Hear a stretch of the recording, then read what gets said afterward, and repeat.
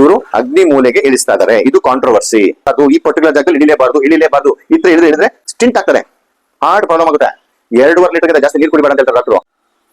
ದಕ್ಷಿಣ ದಿಕ್ಕಿನ ನಿವೇಶನ, ಇದು ಸೌತ್ ಫೇಸಿಂಗ್ ಪ್ರಾಪರ್ಟಿ. ಈ ಪ್ರಾಪರ್ಟಿಯಲ್ಲಿ ಇದು 22 ಫೀಟ್ ವಿಡ್ತ್ ಇದೆ ಆಯ್ತಾ. ಸದರನ್ ಸೌತ್ ವೆಸ್ಟ್ ಇದು, ಸದರನ್ ಸೌತ್ ಈಸ್ಟ್ ಇದು, ಅಂದ್ರೆ ದಕ್ಷಿಣ ನೈಋತ್ಯ, ಇದು ದಕ್ಷಿಣ ಆಗ್ನೇಯ. ಇದು ಶುಭ ದ್ವಾರದಲ್ಲಿ ಇದೆ, ಒಳಗೆ ಬರ್ತದೆ ನೋಡಿ. ಇಲ್ಲಿ ಮನೆಗೆ ದಕ್ಷಿಣಕ್ಕೆ ಬಾಗಿಲಿರ್ಬೇಕು, ಶುಭ ಬಾಗಿಲು. ಆದರೆ ದಕ್ಷಿಣದಲ್ಲಿ ಆಗ್ನೇಯ ಭಾಗದಲ್ಲಿ ಲ್ಯಾಂಡಿಂಗ್ ಆಗಬಾರ್ದು. ನಾವು ಯಾವತ್ತು ಹೀಗೆ ಇಳಿದು ಹೀಗಿಂದ ಬಂದು ಹೊಡ್ಕೋಬೇಕು. ಇವರು ಅಗ್ನಿ ಮೂಲೆಗೆ ಇಳಿಸ್ತಾ ಇದ್ದಾರೆ. ಇದು ಕಾಂಟ್ರವರ್ಸಿ. ಮನೆಯಲ್ಲಿ ಸ್ಟಿಂಟ್ ಕಾಯಿಲೆಗಳು, ಮನೆಯಲ್ಲಿ ಗಂಡು ಮಕ್ಕಳಿಗೆ ಆಪರ್ಚುನಿಟೀಸು, ಯಾವ್ದೋ ಒಂದು ಒಳ್ಳೆ ಕೆಲ್ಸಕ್ಕೆ ಹೋಗ್ತಾ ಇರ್ತಾನೆ ಅನ್ಕೊಳ್ಳಿ, ಕೆಲಸ ಸಿಗಲ್ಲ ನೋಡಿ, ಅಗ್ನಿ ಮೂಲೆ ಇದು ಭಾಗ ದಕ್ಷಿಣ ದಿಕ್ಕು. ಇಲ್ಲಿ ಹೋಗಿ ನೋಡಿ ಅಗ್ನಿಯಲ್ಲಿ ಇಳಿತವೆ.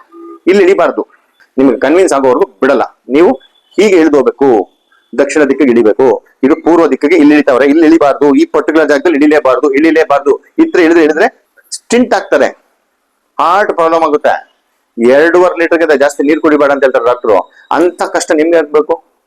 ಕರೆಕ್ಟ್ಗೆ ನೋಡ್ಕೊಂಡು ಮನಸ್ಥಿತಿನ ಪರಿಸ್ಥಿತಿನ ವಾಸ್ತು ಸೂತ್ರಗಳನ್ನ ಅನುಸರಿಸಿ ಹೀಗೆ ಇಳ್ಕೊಳ್ಳಿ.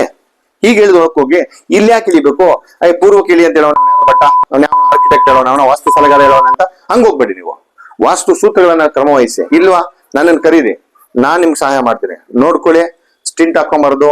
ಹಾರ್ಟ್ ಪ್ರಾಬ್ಲಮ್ ಇಂದ 2.5 ಲೀಟರ್ ಡಾಕ್ಟರ್ ಜಾಸ್ತಿ ನೀರು ಕುಡಿಬೇಡ ಅಂತ ಹೇಳ್ತಾರೆ. ಇವೆಲ್ಲ ಸಮಸ್ಯೆಗಳು ಬರಬಾರ್ದು ಅಂದ್ರೆ ಈ ರೀತಿ ಸ್ಟೆಪ್ಸ್ ಇಡಬಾರ್ದು. ಈ ತರ ಸ್ಟೆಪ್ಸ್ ಕಟ್ಕೊಂಡು ಮನೆಗೆ ಬರೋ ದುಡ್ಡೇ ಬರಲ್ಲ, ಮನೆಗೆ ಆಪರ್ಚುನಿಟಿ ಸಿಗಲ್ಲ, ಎಲ್ಲ ಕಷ್ಟದಲ್ಲಿರೋದು, ಎಲ್ಲ ಸಮಸ್ಯೆಗಳಾಗೋದು ಬೇಡ. ಥೈರಾಯ್ಡಿಕಲ್ ಇಶ್ಯೂಸ್ ಬರ್ತವೆ. ಹಾಗಾಗಿ ಇದೆಲ್ಲ ಬೇಡ. ನೋಡ್ಕೊಳ್ಳಿ, ಹುಷಾರಾಗಿ.